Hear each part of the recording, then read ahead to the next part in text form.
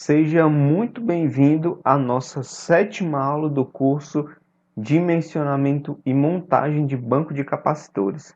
Nessa aula nós estudaremos a localização dos capacitores. Então, depois da vinheta a gente começa.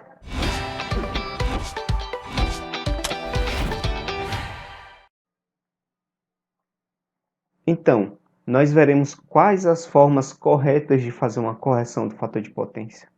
Qual a forma ideal de nós instalarmos os capacitores? Será que seria interessante nós colocarmos o capacitor próximo ao transformador? Será que seria interessante nós colocarmos próximo à carga? Então nós veremos os detalhes de cada um desses tipos de ligação e veremos qual é a melhor forma. Então nós veremos cada uma delas. A primeira forma que nós veremos de instalar os capacitores é a correção na entrada de energia na alta tensão. Como vocês podem ver aqui na figura, existem os capacitores que são capacitores de média tensão. Ele tem algumas desvantagens que é justamente com relação ao custo, né? O custo de um capacitor desse, ele é maior. Por quê? Porque ele vai precisar de uma isolação maior, né? Porque ele pode ser aplicado na alta ou na média tensão. E também para ser instalado ele junto à empresa, ele precisa de uma autorização da concessionária. Então, essa correção, ela vista pelo lado da concessionária, permanecendo internamente todos os inconvenientes citados pelo baixo fator de potência, pois não aliviam transformadores e os circuitos alimentadores dos quadros de distribuição e das cargas. Nesse tipo de instalação, são utilizados dispositivos de manobra e proteção dos capacitores com isolação para a tensão primária. Além disso, o custo é elevado, justamente pelos fatores que eu citei aqui. Outra maneira que nós temos de instalar os capacitores são na entrada de energia, só que do lado da baixa tensão, ou seja, na saída do transformador. Então nós temos essa opção, né, que assim que os alimentadores saem do secundário do transformador, eles passam pelo QGBT. E no QGBT você consegue ter a opção de instalar os capacitores, né? Então, essa forma, ele fica uma correção mais centralizada, né? E é interessante que a gente faça a instalação de um banco automático, né? Porque a gente tem variação instantânea da carga, uma variação brusca, e com o banco automático você consegue fazer um ajuste fino. Então, nessa correção, na entrada da baixa tensão, permite uma correção bastante significativa, normalmente com capacitores com bancos automáticos, e utiliza-se esse tipo de correção em instalações elétricas com elevado número de cargas, com potenciais diferentes e regimes de utilização pouco uniforme. A principal desvantagem consiste em não haver alívio sensível dos alimentadores para cada equipamento. Então nós temos aqui uma solução muito interessante, economicamente é viável porque de forma centralizada você concentra todos os capacitores em um único local. A manutenção ela também fica de forma mais fácil, então tem essas vantagens. Outra maneira que nós temos para instalar os capacitores é por uma correção por grupo de cargas, né? Então, como a gente observa aqui na figura, existe um capacitor que está fazendo a correção de um certo grupo de motores, né?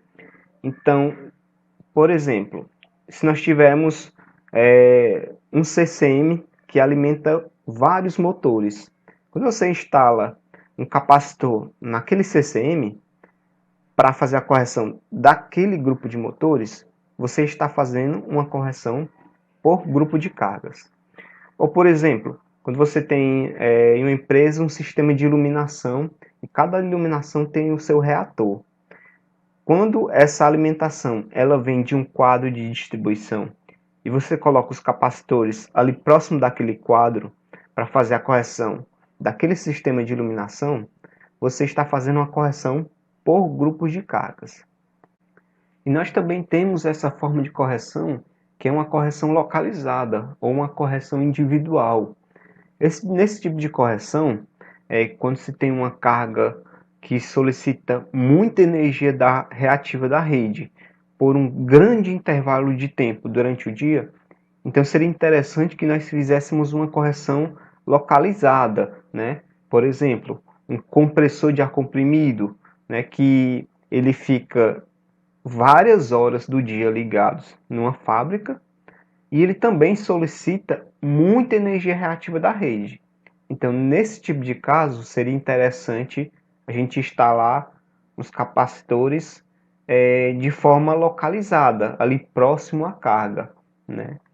Então, essa correção é obtida instalando capacitores junto ao equipamento que se pretende corrigir o fator de potência, representa do ponto de vista técnico a melhor solução, apresentando as seguintes vantagens: reduz as perdas de energia em toda a instalação, diminui a carga nos circuitos de alimentação dos equipamentos, pode-se utilizar um sistema único de acionamento para a carga e o capacitor, economizando-se em equipamento de manobra. Por exemplo, quando você coloca na saída do contator o capacitor ele entraria junto com a carga. Então essa é uma maneira que você consegue economizar os equipamentos de manobra. E ele gera potência reativa somente onde é necessário, ou seja, a potência reativa vai circular somente nesse trecho do circuito, ele não vai transitar nos demais trechos. E por último nós temos a correção mista, né? Que ela envolve fazer uma correção centralizada, às vezes uma correção individual, às vezes uma correção por grupo de cargas, né? Então, do ponto de vista da conservação de energia, considerando aspectos técnicos, práticos e financeiros, torna-se a melhor posição, a melhor solução. Então, por exemplo, banco de capacitores fixos para utilização ininterrupta, né, naquela carga que solicita uma grande quantidade de energia reativa. Banco de capacitores fixos ligados no período de atividade dos equipamentos a ele ligado. E banco de capacitores automáticos para complementar, controlando continuamente a quantidade de kVA. É aquela que muda de acordo com o período da carga, o período de funcionamento da carga. Okay? Então você deve conhecer o tipo de carga que vai solicitar uma energia reativa e verificar qual é o melhor tipo de correção. Se é uma correção individual, uma correção centralizada ou uma correção por grupo de cargas. Então, na próxima aula, nós veremos os tipos de banco de capacitores, que são os fixos, os semiautomáticos e os automáticos. Até a próxima aula.